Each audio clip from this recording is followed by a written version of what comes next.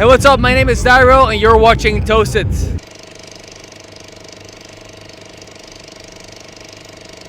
We're at Emporium, Brazil, and I'm standing next to the one and only DJ Dyro. Hi, how are you? Good. I'm very good. How was your show?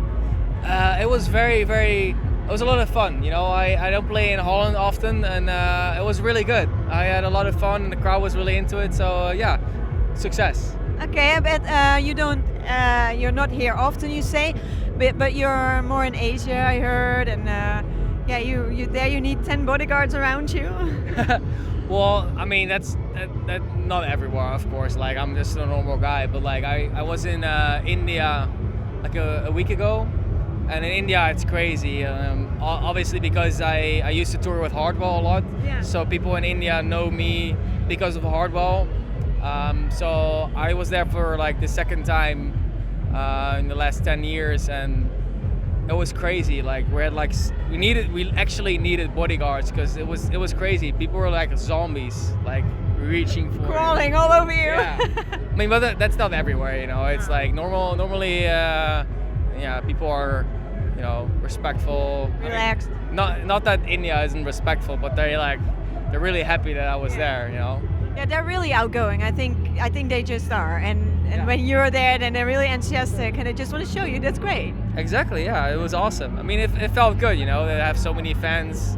Yeah, it was It fun. must be nice to, you know, have a space here that is, you know, that's not that crazy, that you can just relax and. Yeah, I mean, it's the Dutch mentality, right? It's like, doe normaal, doe je gek genoeg. Yes, exactly.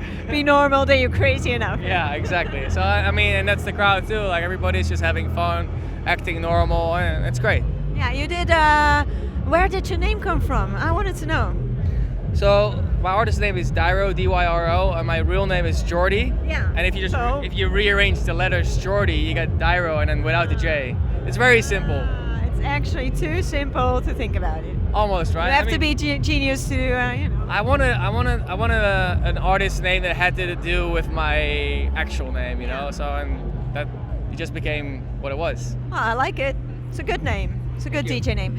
You made remixes with of Rihanna and Nicky Romero, but who would you never remix? Which song? I would never remix a Michael Jackson song because Michael Jackson songs are so perfect that you shouldn't touch them. Okay, so never ever in your life. No, I wouldn't even like. They couldn't pay me enough to remix it because I have too much respect for the man. Ah, that's a good answer. And who would you really want to remix?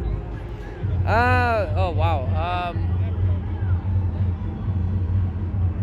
Or do you just do it when you really want it? Yeah, as well. But like, I grew up listening to Jamiroquai, so I would really like to remix an old Jamiroquai song from when I was like 12 years old, listening to his music. If I could remix one of those songs that were really prominent in my youth, that would be amazing. Yeah, that would be really nice. And was Jamiroquai also an inspiration for you then? And is he still maybe? It probably influenced me in some ways. You know, the music that you grow up with influences you in the future, and that probably definitely happened to me. And yeah. And what else do you use as an inspiration for your music? Because you really were searching for your style and you found it, I think. Well, I mean, I made a couple of switches in my career, and my fans have been really respectful towards that. You know, the thing is that I got into this scene. I started touring when I was like 18 years old, and when you're 18 years old, you don't know what you want, and you don't know who you are and everything yet. You know, and you're still developing even your personality, but also like the kind of artist you are. You know, and that's probably my weakness, that I got into it so early and that I had to develop me on the way. And I feel like I reached the point where I'm like completely developed and I know exactly what I want to do right now, and that's what I'm doing at the moment. Yeah, I think maybe it's not a weakness. Maybe it was a strength because you had the chance to develop with, you know, with everyone around it. And The weakness is that like some people don't understand it. You know, you create fans because you do something, and then when you switch it up, they don't really understand it, and you lose a lot of fans. And you know, along the way, it's good that there are a lot of fans that really respect you and like anything you do. And you know, it's a process, and it's like those fans weren't meant to be my fans. And like what I do right now, I'm still playing at the main stage, you know, and I still have a lot of fans, and that's a good thing. Yeah. You know, you never know what the future holds. No, what do you think in about 10 years? In about 10 years, I hope that I'm settled down and like making music next to a lake in some like little cabin. You know, I mean, I'm more of a producer than a DJ. You know, I mean, I love playing my music here and I love to be on stage. But what I love the most is making music. And you know, I hope in 10 years that in 10 years I'm gonna be 34 and like I hope to have a family and like settle down a little bit. But you never know. No, you can still produce for other people. As well, but you know, I'd rather make my own music than other people's music. Oh, okay. And who do you want to collaborate with? Because you collaborate with Chesto and Hartwell. Yeah, who's next? You know, it was a lot of fun. Like when I grew up, like obviously in Holland.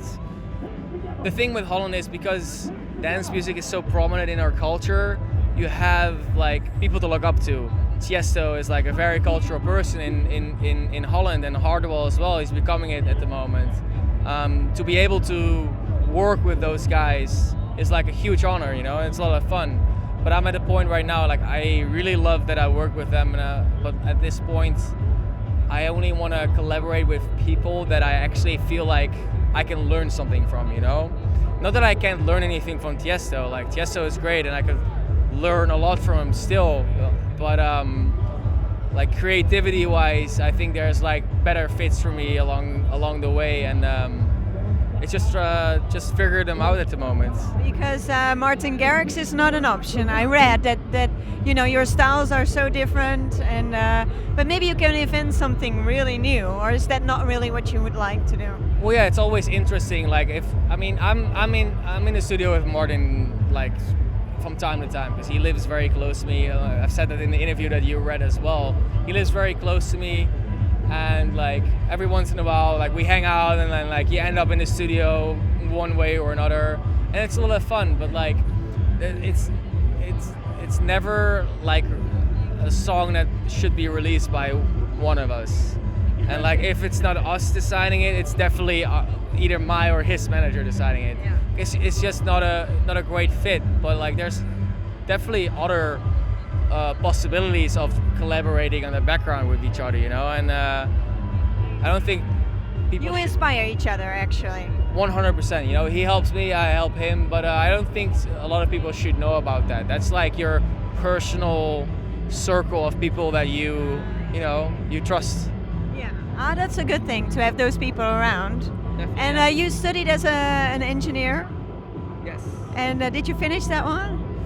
I studied engineering, and I finished it like last minute.